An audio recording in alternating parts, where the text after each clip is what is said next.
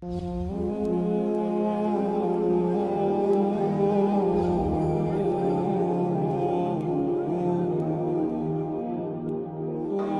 দরকার আছে কি নাই? অনেক হাদিসের অনেক আলোচনা, প্রায় 40-50 পৃষ্ঠার বই, সব আলোচনা তো মাহফিলে করা সম্ভব না। আমি সারমর্মটুকু বলি। সারমর্ম কি? হাদিসের শবে বরাত নামে কোনো শব্দ নাই। এক নাম্বার কথা কি নাই ভাই? শবে বরাত নামে কোনো শব্দ নাই। আছে লাইলাতুন নিসফুম মিনা শাবান, শাবান মাসের মধ্য রজনী। শাবান মাসের মধ্য রজনী। শাবান মাস কি? উত্তর, নবী সাল্লাল্লাহু আলাইহি ওয়াসাল্লাম রমজান মাসের পর যে মাসে রোজা রাখতে বেশি গুরুত্ব দিয়েছেন তার নাম শাবান। আমার সাথে বলেন, শাবান মাস কি? নবী সাল্লাল্লাহু আলাইহি ওয়াসাল্লাম রমজানের পরে যে মাসে রোজা রাখতে খুব বেশি গুরুত্ব দিয়েছেন তার নাম শাবান। আয়েশা রাদিয়াল্লাহু আনহা তিনি বলতেন যে শাবান মাস আসলে নবী সাল্লাল্লাহু আলাইহি ওয়াসাল্লাম এত বেশি বেশি রোজা রাখতেন যে মনে হতো তিনি রোজা ছাড়বেনই না, সারা মাস রেখে ফেলবেন। বেশি থেকে বেশি রোজা রাখতেন শাবান মাসে। প্রশ্ন হচ্ছে কেন? উত্তর, এমনিতে এই মাসটা বরকতময় এবং এই মাসে আল্লাহ পাক তার রহমতে বিপুল সংখ্যক মানুষকে জাহান্নাম থেকে মুক্তি দান করেন। সুবহানাল্লাহ। নবী সাল্লাল্লাহু আলাইহি ওয়াসাল্লাম এই মাসকে তাজিম করতেন। এই মাসের সম্মানার্থে, এই মাসে আল্লাহর রহমত বরকতের স্বার্থে নবী করিম সাল্লাল্লাহু আলাইহি ওয়াসাল্লাম এই মাসে বেশি বেশি রোজা রেখেছেন। সুন্নত কি শিখলাম? শাবান মাসে বেশি বেশি রোজা রাখা সুন্নত। একটা কি পেলাম ভাই? শাবান মাসে বেশি বেশি রোজা রাখা সুন্নত। আপনি যদি মুকিম হন, শরীর সুস্থ থাকে, মুসাফির না, আপনার সুস্থতা আছে, সব ঠিক আছে, আপনি চেষ্টা করবেন এই মাসে বেশি বেশি রোজা রাখার। পারা যাবে ইনশাল্লাহ। এটা নবীর সুন্নত হবে। আরেকটা হাদিস মাথায় নিয়ে নেন, আজকে সারা ওয়াজ ভুলে গেলে এই ওয়াজটা ভুলেন না। কি হাদিস? নবীজি বলছেন, তোমাদের সামনে, হে আমার সাহাবীরা, তোমাদের সামনে এমন একটা যুগ আসছে, ওই যুগে আমার সুন্নতকে ধরে রাখাটা হাতের মধ্যে আগুন ধরে রাখার মতো হবে। আমি অনেকদিন এই লেকচারে এই হাদিসটা বলেছি। তোমাদের সামনে এমন একটা কঠিন যুগ আসছে, জামানা সবরিন, সবরের যুগ, কঠিন যুগ। ওই যুগে ঈমান ধরে রাখা, মানে আমার সুন্নতের উপর থাকা, হাতে আগুন ধরে রাখার মতো হবে। ওই যুগে যদি তোমরা আমার একটা সুন্নতকে জীবিত করতে পারো, সমাজে একটা সুন্নত মরে গেছে, ওটাকে আবার জীবিত করতে পারো, তাহলে 50 জন শহীদ সাহাবীর নেকি পাবো। হাদিসটা বুঝলেন? শুধু নেকি না, আপনি 50 জন শহীদ সাহাবীর নেকি পাবেন যখন চলমান সমাজে একটা সুন্নত মিটে গেছে, নাই, মানুষ আমল করছে না, কিন্তু আপনি সেটাকে জীবিত করলেন। পারা যাবে ইনশাআল্লাহ। প্রিয় ভাইরা, যে কথা বলতে এখানে আসলাম, এক বাড়াবাড়ি এই মাসে নবীজি বেশি বেশি রোজা রাখেন। তাহলে আমরা কি করবো এই মাসে ভাই? এক নম্বর কাজ, বেশি বেশি রোজা রাখার চেষ্টা করবো ইনশাআল্লাহ। আল্লাহ তৌফিক দান করবেন। এবার আরেকটা পয়েন্ট বলি, সামনে রমজান মাস আসলে আমরা মাশাআল্লাহ পরিপূর্ণ মুসলিম হওয়ার চেষ্টা করি, কিন্তু সারা বছর এটা ধরে রাখতে পারি না। রমজান মাসে যে নামাজ পড়ে না সেও মসজিদে যায়। দেখা যায় যে জুমার নামাজও পড়ে না, ও তারাবির নামাজ পড়তে যায় কি না? ওই দিন গিয়ে বলে এসি দেন, ইমাম সাহেব এসি অন করেন, তাই না? সারা বছর তো আসে না। ওই দিন গিয়ে বলে ইমাম সাহেব এসি বন্ধ কেন? এই মুয়াজ্জিন সাহেব ফ্যান দেন। তখন ওখানে গিয়ে মানে কি বলবো, হ্যাঁ, পাতকবরি করে আর কি। যাক, তারপরেও যে মসজিদে আসছে, আমরা দোয়া করি আল্লাহ হেদায়েত দান করুন। আমরা তো কাউকে পিছনে ফিরাই দিব না, দিব? এখন রমজান মাস আসলে আমরা মাশাআল্লাহ রোজা রাখি, মানুষকে ইফতার করাই, দান সদকা করি, আমরা যাকাত দেই, তারাবি পড়ি, কোরআন তেলাওয়াত করি, আমরা মাশাআল্লাহ অনেক আমল করি।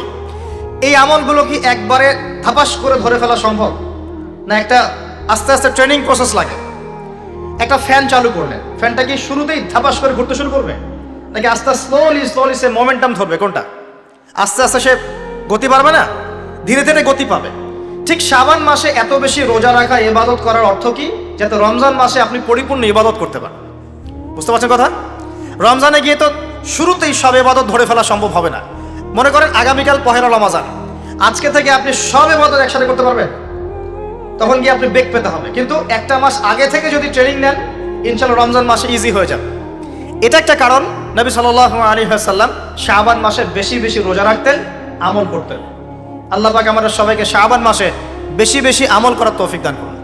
যাতে রমজান মাসে গিয়ে আমরা সুবিধা পাই, রমজান মাসের হকটা আদায় করতে পারি। এবার এই মাসে নবী সাল্লাল্লাহু আলাইহি ওয়াসাল্লাম কি বলেছেন একটা হাদিস থেকে আগে বুঝি। এই হাদিসটা সহ অনেক হাদিসে এই একই রকম কথা এসেছে এবং এই হাদিসটা বিশুদ্ধ। এটাকে অস্বীকার করলে হাদিস অস্বীকারী হয়ে যাবে। বাড়াবাড়ি গ্রুপ, ছাড়াছাড়ি গ্রুপ, উভয়ের জন্যই নসিহত। নবী সাল্লাল্লাহু আলাইহি ওয়াসাল্লাম বলেছেন, ইন্নাল্লাহ তাআলা, নিশ্চয় আল্লাহ রাব্বুল আলামিন, লা ইয়াত্তালিউ ফি লাইলাতিন নিসফি মিন শাবান, শাবান মাসের মধ্য রজনীতে আল্লাহ রাব্বুল আলামিন তার রহমতের দৃষ্টি প্রশস্ত করেন। সুবহানাল্লাহ। আল্লাহ পাক শবে বরাত মানে আমরা যেটা বুঝি প্রচলিত অর্থে, লাইলাতুন নিসফি মিন শাবান, শাবান মাসের মধ্য রজনী, যে 15 শাবানের এই যে রজনী, এই রাতে আল্লাহ রাব্বুল আলামিন তার সৃষ্টির দিকে তার রহমতের দৃষ্টিটা প্রশস্ত করে দেখেন, প্রশস্ত করেন। এবং ওয়াগফিরু লিজামিই খালকিহি, আল্লাহ পাক তার সমস্ত সৃষ্টিকে মাফ করে দেন। আল্লাহ পাক কি করেন? তার সমস্ত সৃষ্টিকে কি করেন? মাফ করে দেন। কথাটা ভালো করে বোঝেন। আল্লাহ পাক তার সমস্ত সৃষ্টিকে মাফ করে দেন, ইল্লা, তাদেরকে ব্যতীত। এক, ইল্লা লিমুশরিকিন, এক নাম্বার যে ব্যক্তি মুশরিক, যে শিরক করে আল্লাহর সাথে, যে আল্লাহর সাথে শিরক করে। আর দুই, মুশাহিনিন, যে ব্যক্তি অন্তরে মানুষের সাথে বিদ্বেষ পোষণ করে, হিংসা বিদ্বেষ মনে আছে এরকম ব্যক্তি, এবং মনের মধ্যে শিরক আছে, শিরকি আকীদা, মুশরিক, এই দুই শ্রেণীর মানুষ ছাড়া আল্লাহ পাক সমস্ত মানুষকে মাফ করে দেন। তাহলে এই রাতের ফজিলত প্রমাণ হলো কিনা? রাতের ফজিলতটা প্রমাণ হলো কিনা? আচ্ছা, এখন এর ব্যাকআপ আরো অনেকগুলো হাদিস আছে। ওই সবগুলো হাদিসকে একত্রিত করলে এমনই কনক্লুশন আসে। এছাড়াও আরো কিছু দুর্বল হাদিস আছে, এগুলো দুর্বল, সনদগতভাবে অন্যান্যভাবে দুর্বল।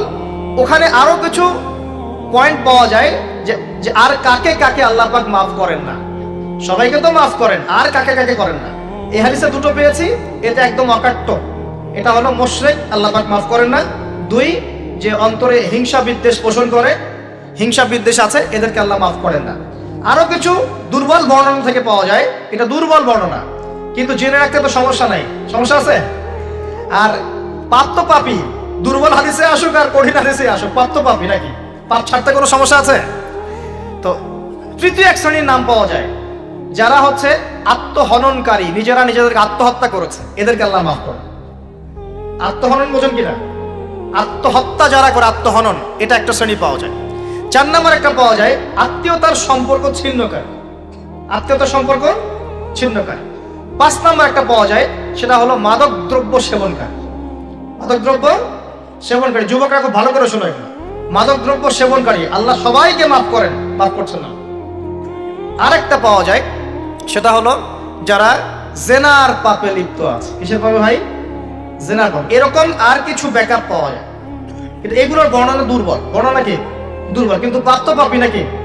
এই পাপগুলো তো পাপ, এই পাপগুলো করলে কি আল্লাহ খুশি হন? অকাট্য সহি থেকে পাওয়া যায় এই দুইটা, মুশরিক এবং মুশাহিদ, যারা শিরক করে, অন্তরে বিদ্বেষ পোষণ করে, আল্লাহ পাক এদেরকে মাফ করেন। এখন আগে জানি শিরক থেকে কিভাবে বাঁচবো, শিরক কি এবং কেন, তারপরে জানবো হিংসা বিদ্বেষ, তারপরে আমরা যাব এই রাত্রে আমরা কি করতে পারি। মনে রাখবেন, আমল করতে হবে 3টা বিষয় খেয়াল রেখে। কয়টা বিষয় ভাই? আমল করতে হবে 3টা বিষয় খেয়াল রেখে। এক, আমল করতে হবে একমাত্র আল্লাহ পাকের সন্তুষ্টির জন্য। 1 নম্বর কি বলেন? এক, আল্লাহর সন্তুষ্টির জন্য, কারো সন্তুষ্টির জন্য না, কারো জন্য না, শুধু কার জন্য? দলিল হচ্ছে ইন্না সলাতি ওয়া নুসুকি ওয়া মাহইয়ায়া ওয়া মামাতি লিল্লাহি রাব্বিল আলামিন ফাসাল্লি লিরাব্বিকা ওয়ানহার। 2, আমল হতে হবে একমাত্র নবী সাল্লাল্লাহু আলাইহি ওয়াসাল্লামের সুন্নাত মোতাবেক। কার সুন্নাত মোতাবেক? নবী এবং সাহাবীদের সুন্নতের সাথে মেলে না, সেই আমল করা যাবে না। নবী এবং সাহাবীদের সুন্নতের সাথে মেলে না, সেই আমল করা যাবে না। 3 নাম, আমলটা যত সুন্দরী মনে হোক, আমলটা যত সুন্দরী মনে হোক আর যত মানুষই করুক, যত মজাদার মনে হোক না কেন, নবী করেন নাই, সাহাবীদের থেকে প্রমাণ নাই, আমল করব না। করলে বেদাত হয়ে যাবে। কি হবে? বেদাত হয়ে যাবে। আর 3 নাম্বার হচ্ছে, আমলগুলো করার আগে অবশ্যই আপনার রিজিকটাকে হালাল করতে হবে। কি করতে ভাই? ব্যাস, এই 3টা শর্ত পূরণ করে আমল করলে ইনশাআল্লাহ তাআলা আমরা জান্নাতে যাবো। ইনশাআল্লাহ আমরা আশাবাদী। আল্লাহ পাক আমাদেরকে জান্নাত দিবেন ইনশাআল্লাহ। আল্লাহ পাক এক রাতে রহম করে সমস্ত মাখলুক সৃষ্টিকে মাফ করে দিচ্ছেন, শুধু শিরক এবং হিংসা বিদ্বেষ পোষণকারীকে মাফ করছেন না। বুঝতে হবে এই পাপ দুটো কত কঠিন। এবার আসেন প্রথমে একটু শিরক নিয়ে কথা বলি, তারপরে মুশাহিন নিয়ে কথা বলি। ধৈর্য ধরবেন তো নাকি? দেরি হচ্ছে? সবর করেন। এখন প্রথমে জানি শিরক কি এবং কেন।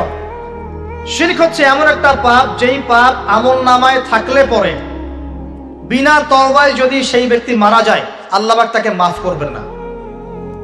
ভালো করে শোনেন, শিরক এমন একটা পাপ, যে পাপ যদি আমল নামায় থেকে যায়, বিনা তওবায় সে মারা যায়, শিরকের পাপ নিয়ে আল্লাহর সামনে দাঁড়ায়, আল্লাহ তাকে মাফ করবেন। দলিল সূরা নিসা, আল্লাহ পাক বলছেন ইন্নাল্লাহা লা ইয়াগফিরু আন ইউশরাকা বিহি ওয়া ইয়াগফিরু মা দুনা যালিকা লিমান ইয়াশা। আল্লাহ পাক তার সাথে শিরকের গুনাহ মাফ করবেন না, এছাড়া যে কোনো গুনাহ যাকে ইচ্ছা মাফ করবেন। বুঝাচ্ছি, মনে করেন একজন ব্যক্তি জিনা করেছে, কথা নাউযুবিল্লাহ, একজন ব্যক্তি জিনা করেছে বা মিথ্যা কথা বলেছে বা ধরেন মদ খেয়েছে ইত্যাদি। এখন সে তওবা করলে তো মাফ পেতই, তওবা করলে মাফ হতো না? তওবা করলে মাফ তো পেতই। মনে করেন তওবা না করেই মারা গেছে, আল্লাহ পাক চাইলে কিয়ামতের মাঠে এই পাপও বিনা তওবাতেই মাফ করতে পারে। কথা বুঝতে পারছেন না মনে হয়? মনে করেন একজন ব্যক্তি মদ খেয়েছে, জিনা করেছে ইত্যাদি, সে তওবা করার ফুরসত পায় নাই, বিনা তওবায় মারা গেছে। আল্লাহ পাক চাইলে কিয়ামতের মাঠে তওবা না করা সত্ত্বেও আল্লাহ পাক তাকে মাফ করতে পারে। কিন্তু একজন ব্যক্তি শিরকের পাপ করেছে, তওবা না করে মারা গেছে, আল্লাহ পাক কিয়ামতের মাঠে শিরকের পাপ মাফ করবেন। আমি কি বুঝতে পারছি? অন্য পাপের কারণে আল্লাহ রাব্বুল আলামিন শাস্তি দিয়ে হোক, কোনো একটা ভাবে হোক, নবীর সুপারিশের মাধ্যমে হোক, তাকে জাহান্নামে গেলেও সেখান থেকে বের করে জান্নাতে দিবেন ইনশাআল্লাহ। কিন্তু শিরকের পাপ যার আমলনামায় থাকবে, তার উপর জান্নাতকে হারাম করে দেওয়া হয়েছে। বলেন নাউযুবিল্লাহ। সূরা মাইদায় দলিল আছে, শিরকের পাপ যার আমলনামায় আছে তার জন্য জান্নাতকে হারাম করে দেওয়া হয়েছে। শিরক মানে অংশীদার সাব্যস্ত করা, আল্লাহ পাকের সাথে কাউকে সমকক্ষ করা। শিরক কত প্রকার হয়? উত্তর 3 প্রকার। কয় প্রকার ভাই? বিশ্বাসে শিরক হয়, মানে আকীদায় শিরক হয়, আমলে শিরক হয়, মানে কাজে শিরক হয়, কথা বা লিসানে শিরক হয়। মনে থাকবে? 1 নাম্বার কিসে শিরক হয়? বলেন আমার সাথে। বিশ্বাসে শিরক হয়, আকীদায় শিরক হয়। 2 নাম্বার আমলে শিরক হয়, কাজে শিরক হয়। 3 নাম্বার কথায় শিরক হয়। কয়েকটা এক্সাম্পল দিয়ে বুঝতে পারবেন। একজন ব্যক্তি মনে করেন বিশ্বাস করে যে আল্লাহ বলতে কেউ নাই, কি হবে এটা? বলেন শিরক। একজন ব্যক্তি মনে করেন বিশ্বাস করে যে আল্লাহ আছে, আরো ইলাহ আছে, তাহলে কি হবে? কেউ যদি বিশ্বাস করে আল্লাহর সন্তান আছে, কি হবে? কেউ যদি বিশ্বাস করে মহাবিশ্ব আল্লাহ সৃষ্টি করে নাই, বিগ ব্যাং থেকে সৃষ্টি হয়েছে, কি হবে? কেউ যদি বিশ্বাস করে আল্লাহ মানুষকে সৃষ্টি করে নাই, মানুষ বানর থেকে হয়েছে, কি হবে? আচ্ছা, বিশ্বাসগত সে। কেউ যদি মনে করে আল্লাহ ছাড়া অমুকে আমার সন্তান দিতে পারে, কি হবে? কেউ যদি বিশ্বাস করে যে আল্লাহকে পাওয়ার জন্য আমাকে মাধ্যম ওসিলা পূজা করতে হবে, তাহলে কি হবে? কেউ যদি চন্দ্র, সূর্য, গ্রহ, নক্ষত্র, গাছপালা, মূর্তি এসবে পূজা করে, কি হবে? এগুলো বিশ্বাসগত শিরক। কেমন শিরক ভাই? বিশ্বাসগত শিরক। 2 নাম্বার আসেন আমলগত, কাজগত শিরক। কেমন? মনে করেন সেজদা করতে হয় কার জন্য? কেউ যদি এখন কবরে গিয়ে সেজদা করে, কি হবে? আল্লাহর জন্য সেজদা করতে হয় না কবরে সেজদা করতে হয়? সেজদা কার জন্য? আচ্ছা, তাহলে শিরক হবে। কুরবানি কার জন্য করতে হয়? কেউ যদি এখন মনে করেন জিনকে সন্তুষ্ট করার জন্য কুরবানি করে দেবে, কি হবে? এখনকার যুগে কিন্তু বহু মানুষ জিনের উপাসনা করে। এখনকার যুগে বহু মানুষ জিনের উপাসনা করে, আর জিন বলে একটা জাতি আছে আমাদের সাথে চলাফেরা করে, আমরা দেখতে পারি। আমরা কি সব দেখতে পারি? আমরা কি সব জানি? আমরা তো আমাদের আত্মাকেই দেখতে পারি না। এত ঘুমাই গেছেন, আত্মা চলে গেছে, দেখতে পারছেন? আর আমরা কি জানি? আমরা কতটুকু জানি আগামীকাল কি হবে আপনার সাথে? বলেন দেখি, কেউ জানে? আমাদের জ্ঞান কত ক্ষুদ্র, বুঝতে পারলাম। আগামীকাল কি হবে তাই জানি না, আমার আত্মাকেও চোখে দেখি না। আর আমি যদি দাবি করি এখন আমি সব জানতাম, তাহলে কি হবে? অতএব জিন জাতি আমাদের মধ্যেই আছে কি নাই? ওমা খালাকতুল জিন্না ওয়াল ইনসা ইল্লা লিয়াবুদুন। আমি জিন আর মানুষকে শুধুমাত্র আমার ইবাদত করার জন্যই সৃষ্টি করেছি। আল্লাহ পাক আমাদের সবাইকে আল্লাহ পাকের সত্য বোঝার তৌফিক দান। এবার আসেন আপনাদের পার্বত্য এলাকায় জিনের উপাসনা হয়। এখন বলেন ভাই কেমন করে জানলেন? যত তান্ত্রিক মান্ত্রিক কবিরাজ জাদুকর সব এই পাহাড়ি এলাকায় ঘুরে বেড়াচ্ছে, এবং চোখ কান খোলা রাখলে আপনারাও বুঝতে পারবেন জিনের উপাসনা করলে অনেক কিছু ভেলকিবাজি দেখানো যায়। জিনকে আল্লাহ পাক কিছু ক্ষমতা দিয়েছে, জিন অনেক দূর থেকে দেখতে পারে। মনে করেন যে কেউ একজন এখানে বসে আছে, সে দাবি করছে যে সে অলৌকিক ক্ষমতার অধিকার, অথচ ওর কাছে জিন আছে। কি আছে? জিন। এখন আপনি শুনেছেন যে অমুক জায়গায় অমুক বাবা আছে, সে অনেক বড় ক্ষমতার অধিকার, তো যাই দেখি ওনার কি ক্ষমতা। এখন আপনি রাস্তায় আসছেন, তার সেই জিন তো আগেই দেখতে পাচ্ছে আপনি আসছেন দূর থেকে, সে আগে খবর দিল আসতেছে মক্কেল, ওই যে মক্কেল আসতেছে। এখন সে বলল যে ওই ব্যক্তির সাথে যে জিন আছে ওর সাথে কানেকশন করো। সবার সাথে একটা জিন আছে না? আছে কি না? একটা করে জিন শয়তান আছে না সবার সাথে? দুইজন ফেরেশতা একজন জিন সবার সাথেই আছে, আছে কি নাই? আপনার জিন জানে আপনার সাথে অতীতে কি হয়েছিল? জানে তো। আপনার জিন আপনার সাথে আছে না শুরু থেকে? তাহলে আপনি 1 মাস আগে কি করেছেন আপনার জিন তো জানে। ও ভবিষ্যৎ জানে না কিন্তু অতীত তো জানে। ও তো ভবিষ্যৎ জানে না কিন্তু অতীতে আপনি কি করেছেন ও তো জানে না? এখন ওর সাথে এই কারিনের সাথে যোগাযোগ করছে, ওকে বলছে এই তো 1 মাস আগে অমুক মেয়ের পিছনে দৌড়াইছিল, এই 1 মাস আগে অমুক একটা মেয়ের পিছনে দৌড়াইছে, ওই মেয়েকে পাওয়ার খুব চেষ্টা করছে, কিন্তু 1 মাস আগে ব্যবসায়ী কাজ করছে, কিন্তু 1 মাস আগে ওই কাজ করছে। এখন আপনি হেঁটে হেঁটে আসলেন, এদিকে খবর পাস করা শেষ, এসে বললেন বাবা আপনার কি ক্ষমতা, আমি আপনার ক্ষমতার নিদর্শন দেখতে চাই। সেই বাবা এখন বলছে যে তুই তো সেই ব্যক্তি না, তোর নাম অমুক না, আপনি তো ভেবাচকা খেয়ে গেলেন। হ্যাঁ তাই তো, আমার নাম তো অমুক। তুই তো 1 মাস আগে এই মেয়ের পিছনে ঘুরছিস না? হ্যাঁ তাই তো, আপনি কেমন করে জানলেন? তুই 1 মাস আগে এই কাজ করছিস না? তাই তো, আপনি কেমন করে জানলেন? আপনার তো চোখ একদম আসমান উঠে গেল, বাপরে বাপ, সে তো আমার অতীতের সব বলে দেয়, তুই অমুক জায়গায় এটা পাপটা করছিস না, তুই এই জায়গায় ওটা লুকায় রাখছিস না, ব্যাস আপনার মাথা খারাপ। জিনের উপাসনা করে মানুষ অনেকেই। আর জিনরা কি করে, অনেক সময় আসমানের কাছে যায় সংবাদ নেওয়ার জন্য। সূরা মুলক পড়েন, সূরা মুলকের 1ম পৃষ্ঠা পড়েন। আল্লাহ পাক ওদেরকে তাড়ানোর জন্য আসমানের মধ্যে এই উল্কাপিণ্ড নক্ষত্র নিক্ষেপ করেন। রুজুম আল্লিশ শায়াতিন, আল্লাহ বলেছেন এই নক্ষত্রগুলা আমি রুজুম আল্লিশ শায়াতিন, শয়তানদেরকে তাড়ানোর জন্য রেখেছি। সুবহানাল্লাহ। পৃথিবীতে অনেক কিছুই ঘটে আমরা খালি চোখে বুঝতে পারি না। এখন কেউ যদি জিনের উপাসনা করে, জিনকে সন্তুষ্ট করার জন্য এই কুরবানি করে, তাহলে কি শিরক হবে কিনা? সেজদা কার জন্য? অন্য কারোর জন্য করলে কি হবে? কুরবানি কার জন্য? অন্য কারোর জন্য করলে কি হবে? কার নামে কসম করতে হয়? যদি অন্য কারো নামে কসম করি, এই যে এখন বাপের নামে কসম, মায়ের নামে কসম করেন কেন? কসম করা যাবে না এভাবে। মান হালাফা বিগাইরি ইসমিল্লাহি ফাকাদ কাফার, কেউ যদি আল্লাহ ছাড়া অন্য কারো নামে কসম করে সে কুফরি করবে। যদি কসম করতেই হয় আপনাকে আল্লাহরই কসম করতে হবে। যদি কসম করতে হয় কার কসম করবেন? আর আল্লাহর কসম করে কি মিথ্যা বলতে পারবেন? মিথ্যা বললে তো কাফারা দেওয়া লাগবে। আচ্ছা, কাফারা কি? সবচেয়ে সহজ কাফারা হচ্ছে 3টা রোজা রাখা। কয়টা রোজা? 3টা। আসেন সামনে যাই। এখন কসম করবো আল্লাহর জন্যে, দোয়া করেন কার কাছে? দোয়া কার জন্যে? এখন যদি অন্য কারোর কাছে দোয়া করা শুরু করি, সন্তানকে দিবে, অন্য কারোর কাছে চাওয়া শুরু করি, মনে করেন আপনার রোগ ব্যাধি দেওয়ার ভালো করার মালিককে যদি এখন আপনি একটা আংটি পরে মনে করেন এই আংটি আপনার রোগ ভালো করবে, কি হবে? শিরক হবে কিনা? এরকম অগণিত কাজের শিরক আমরা করছি। আল্লাহ পাক আমাদের শিরক থেকে বাঁচান। আর ভবিষ্যতের মালিককে, সময়ের মালিককে, ভবিষ্যৎ কে জানে?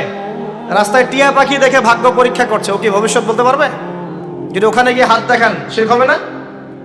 রাশিফল দেখা যায়, রাশিফল কি? রাশিফল, আজকে তোমার দিনটা কেমন যাবে, কালকে তোমার দিনটা কেমন যাবে, আছে না? তো এগুলো বিশ্বাস করলে কি হবে? এরকম পদে পদে শিরকে নিমজ্জিত আছে। এগুলো তো গেল আমলগত শিরক, আরো অনেক শিরক আছে। আমাদের কথার মধ্যেও শিরক হয়। কিসের মধ্যে?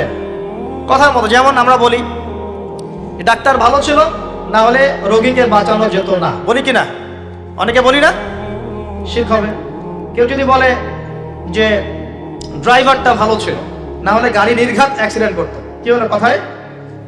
আরেকটা বিষয় আছে, আমরা অনেক সময় ইবাদত করি মানুষকে দেখানোর জন্য, সবাই বড় দানবীর বলবে, আমাকে নামাজি বলবে, এটাও কি? এটাও শিরক। কথার মধ্যে আর অনেক শিরক করি।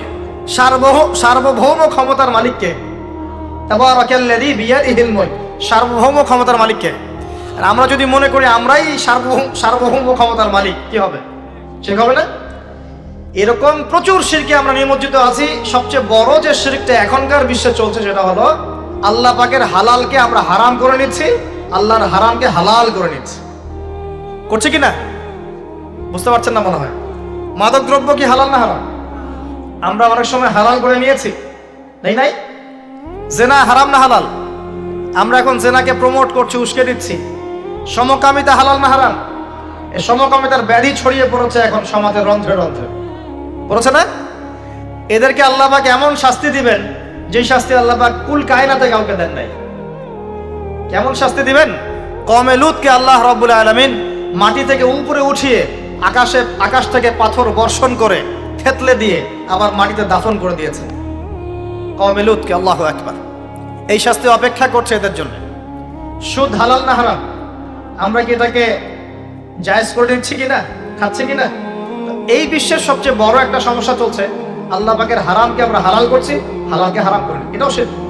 এখন আল্লাহ পাক যে বলছেন সবাইকে মাফ করে দিবেন, আল্লাহ পাক শিরক যে করে তাকে মাফ করবেন না। এখন বলেন কত পার্সেন্ট মানুষ মাফ পাবে? এই পাপগুলো কত মানুষ করছে?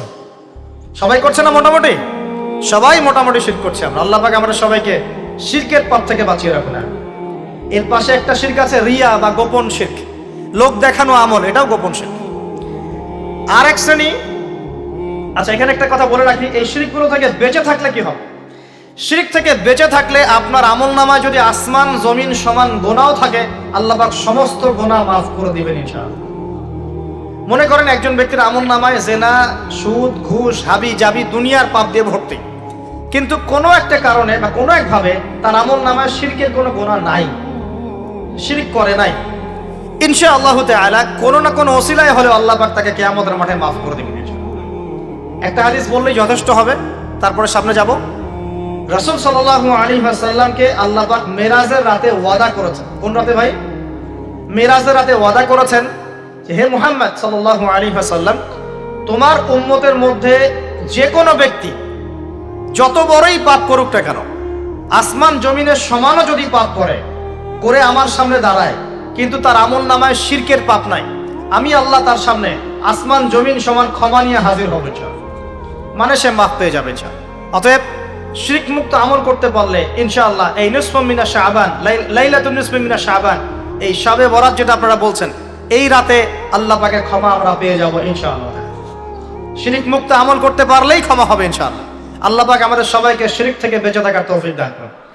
এই শিরক সম্পর্কে বিস্তারিত জানার জন্য শিরক কি ও কেন, কিতাবুত তাওহীদ, তারপরে কোরআন সুন্নাহর আলোকে ইসলামী আকীদা, এই বইগুলো পড়াশোনা করেন, ইনশাআল্লাহ জানতে পারবেন। আর এক শ্রেণী মানুষকে আল্লাহ পাক মাফ করবেন না। এরা কারা? মুশাহিন। মুশাহিন মানে কি? যারা একে অপরের সাথে হিংসা বিদ্বেষ পোষণ করে। এখন বলেন দেখি, হিংসা বিদ্বেষ পোষণ করেন এমন মানুষ আছে এখন?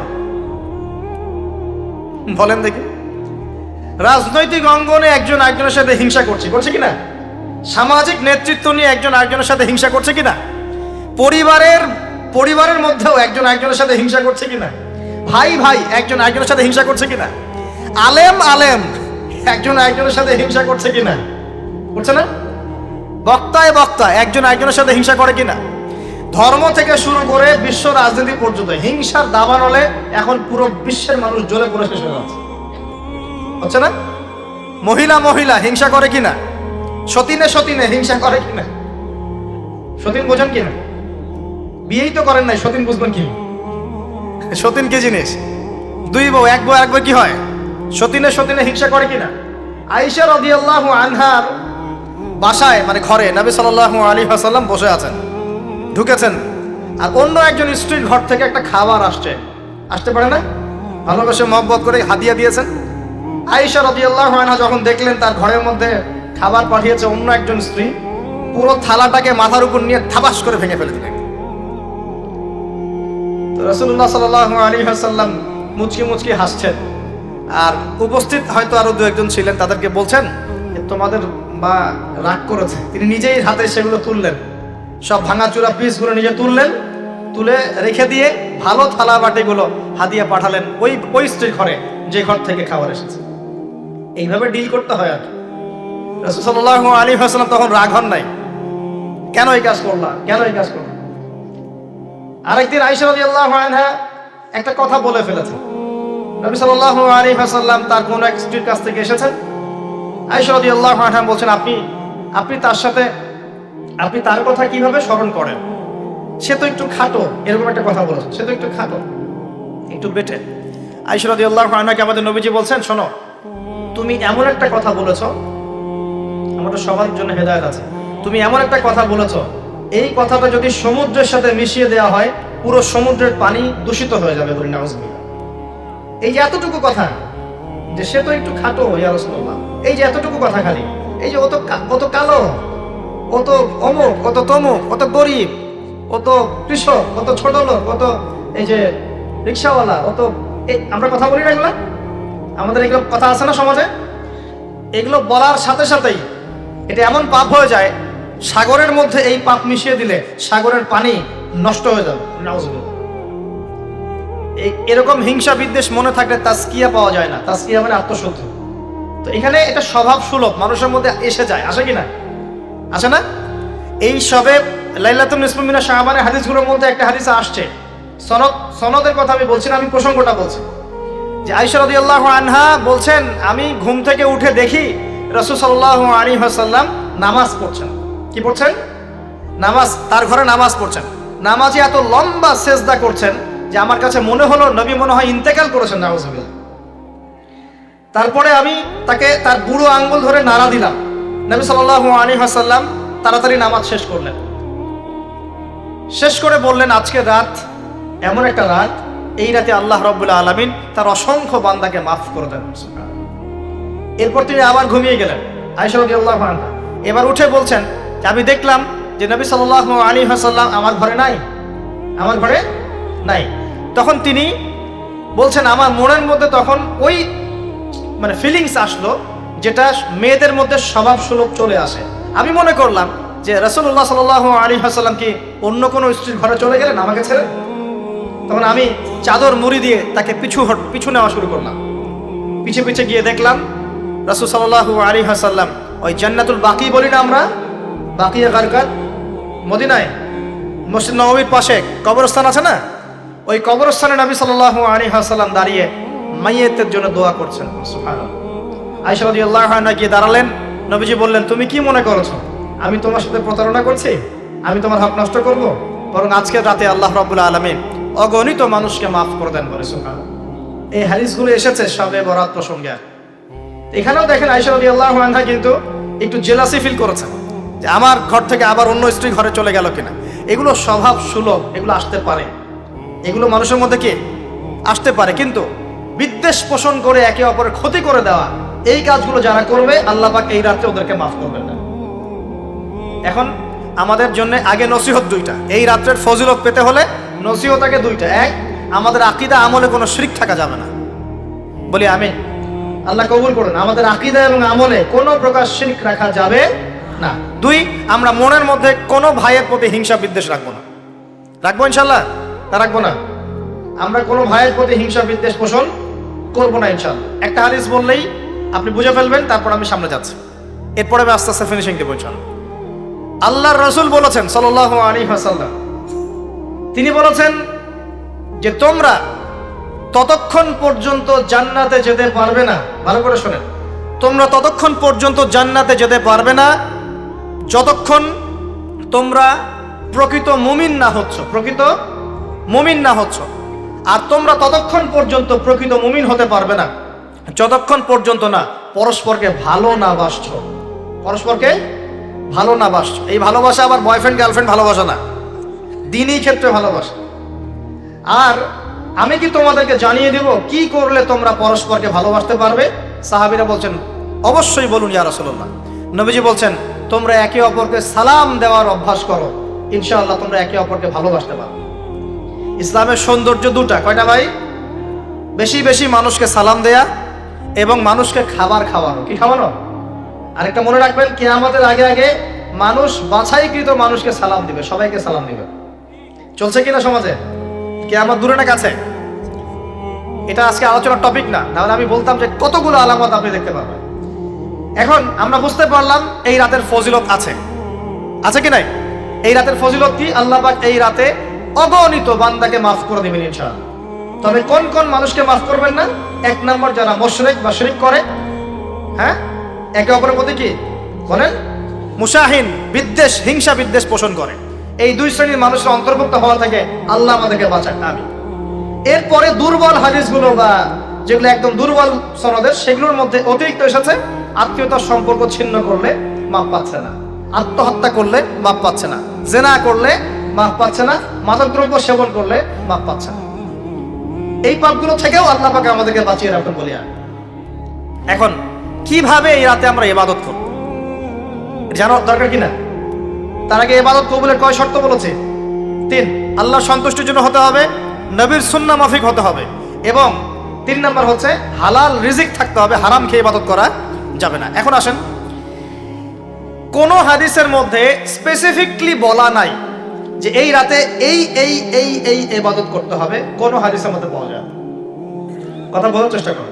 যেমন লাইলাতুল কদর সম্পর্কে বলা হচ্ছে না, যে লাইলাতুল কদরে যারা কিয়াম করবে, হ্যাঁ, দিনে সিয়াম রাখবে, রাতে কিয়াম করবে, কোরআন তেলাওয়াত করবে, কোরআন দিয়ে কিয়াম করবে, আল্লাহ ওদেরকে মাফ করে দিবেন, এটা আমল দেওয়া আছে। লাইলাতুল কদরে নবী সাল্লাল্লাহু আলাইহি ওয়াসাল্লাম যা করতেন সেগুলোর মধ্যে আমল দেওয়া আছে। এই নিসফু মিনাশ শাবানের মধ্যে স্পেসিফিকলি এভাবে হাদিসের মধ্যে উল্লেখ করা নাই এই এই এই এই আমলগুলো করো। এটা খুঁজে খুঁজে আমাদেরকে বের করতে হয়। খুঁজে খুঁজে কেমন?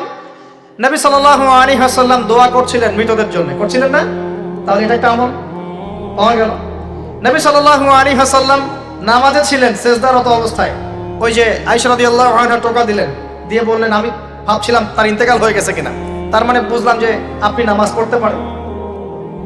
এরপরে আল্লাহ পাকের কাছে ক্ষমা চাইতে পারেন, কারণ এই মাসে আল্লাহ পাক আপনাকে এই রাতে আল্লাহ আপনাকে ক্ষমা করবেন, এই রাতে আল্লাহ ক্ষমা করবেন।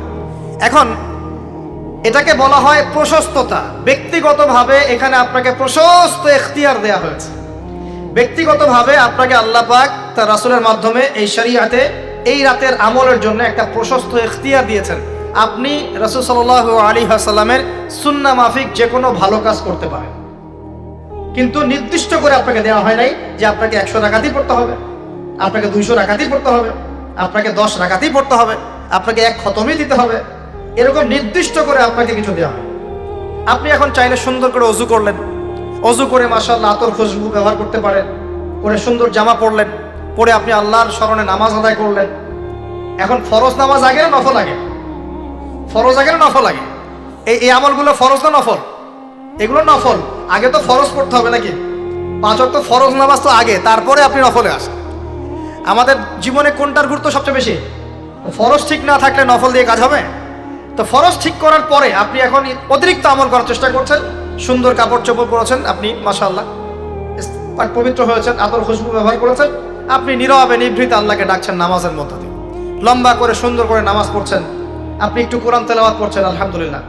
আপনি এই রাতে মৃতদের জন্য দোয়া করলেন, নিজের জন্য দোয়া করলেন, পরিবারের জন্য দোয়া করলেন, আপনি তাসবিহ তাহলিল করলেন, যদি আপনাকে আল্লাহ সামর্থ্য দেন আপনি কিছু দান সাদাকা করেছেন, আপনি বিভিন্ন রকম ভালো কাজে আপনি নিজেকে মানে এঙ্গেজ রাখতে পারেন, নিজেকে বিভিন্ন ভালো কাজে আপনি নিজেকে সম্পৃক্ত রাখতে পারেন। এভাবে আপনি রাতটাকে একটা উৎসাহে পার করতে পারেন। কিন্তু আমরা যে ঘটা করে অনেকগুলো কাজ করি না, ঘটা করে হালুয়া রুটি সামাই টামাই এই সেই আলোকসজ্জা অমুক তমুক দল বেঁধে কবরস্থান, এই আমলগুলো নবী এবং সাহাবীদের থেকে প্রমাণ হয় না। আমি বুঝতে পারছি, আমল করতে আপনাকে নিষেধ করা হয় নাই, কিন্তু বাড়াবাড়ি করবেন না, ছাড়াছাড়ি করবেন, মধ্যমপন্থী থাকেন। ব্যক্তিগতভাবে আপনি আপনার মতো করে আমল করতে পারেন, আপনাকে ইখতিয়ার প্রশস্ততা দেওয়া হয়েছে।